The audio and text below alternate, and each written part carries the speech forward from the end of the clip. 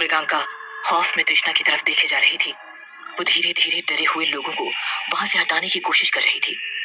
तृष्णा को कुछ समझ में नहीं आ रहा था कि उसके साथ क्या हो रहा है, क्या चल रहा है। वो चिल्लाती हुई मृगांका के पास आने की कोशिश कर रही थी। मौसी, मौसी, मैंने किसी को नहीं छुआ। मौसी मुझे ले चलो, मौसी मुझे ले चलो, मैंने किसी को कुछ नहीं किया। लेकिन तृष्णा का उसकी तरफ चलकर आना भी मृगांका के लिए खतरे से कम न था। तृष्णा की आवाजें बदलती जा रही थी।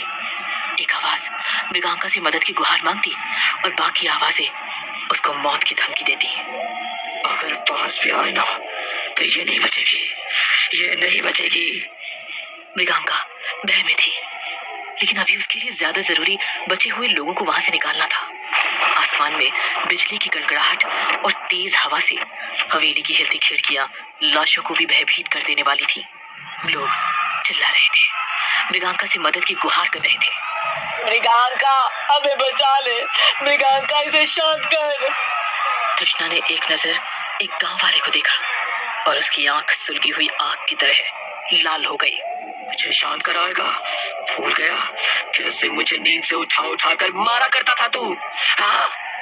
ये सुनकर वो आदमी खौफ में वहां से भाग ही रहा था कि तृष्णा के गुस्से के प्रकोप ने उसे झांसे में ले लिया और मार डाला। फिर तृष्णा के अंदर से एक डरी हुई आवाज आई, मुझे बचा लो मौसी, मुझे दर्द हो रहा है। मृगांका ने चारों तरफ देखा और फिर अपनी गेरुए घाघरे की जेब से एक पोटली निकाली। पोटली को देखते ही तृष्णा, जो अभी तक समझ रही थी कि सब कुछ खत्म कर कर ही यहाँ से जाएगी, अचानक से डर गई और गुस्से में मृगांका की तरफ बढ़ने लगी। मुझे काबू में करेगी तू? इतनी जुर्रत तेरी, देखा। और ऐसा कहते ही उसके अंदर की सताई हुई आत्मा ने तृष्णा को हवा में उछालना शुरू किया। तृष्णा के अंदर की एक आवाज मृगांका से उसे बचाने की गुहार लगाती, लेकिन दूसरी आवाज तृष्णा को खत्म कर देने की धमकी देती। मृगांका ने गुस्से से तृष्णा की ओर देखा और बुलंद आवाज में कहा, तू जो भी है मुझे डरा नहीं सकती, ना मेरी बच्ची का बाल भी बांका कर सकती है।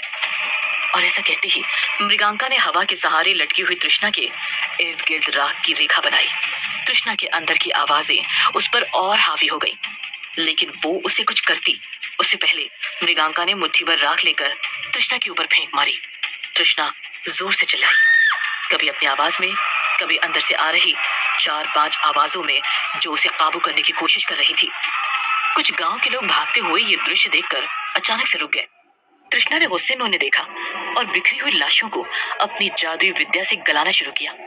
लेकिन उससे पहले कि पूरा गांव सड़ी हुई लाशों की बास से बेहोश हो, मृगांका ने मदन की ओर देखा, जो मसान में काम करता था, और उसे हर लाश को आग लगा देने को कहा।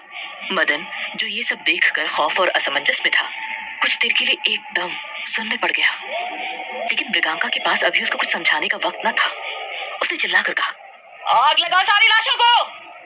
वहीं दूसरी तरफ ठाकुर अपनी माँ और बेटे नमन के साथ जीप में वहां से दूर निकल चुका था, लेकिन नमन की नजर अब भी हवेली की तरफ ही थी। नमन की आंखों के सामने जो भी घटित हुआ, वो उस पर यकीन नहीं कर पा रहा था। एक लड़का जिसने अपनी लगभग पूरी पढ़ाई बाहर की है, वो इस तरह की बातों में भला इतनी आसानी से कैसे यकीन कर लेता? उसको रह रह के अपनी बहन सपना का चेहरा याद आ रहा था। उसकी आंखें अब तक गीली थी, लेकिन सपना के साथ ऐसा क्या हुआ वो ये समझ पाता, उससे पहले अंतिम क्रिया वाले हादसे ने हिला कर रख दिया।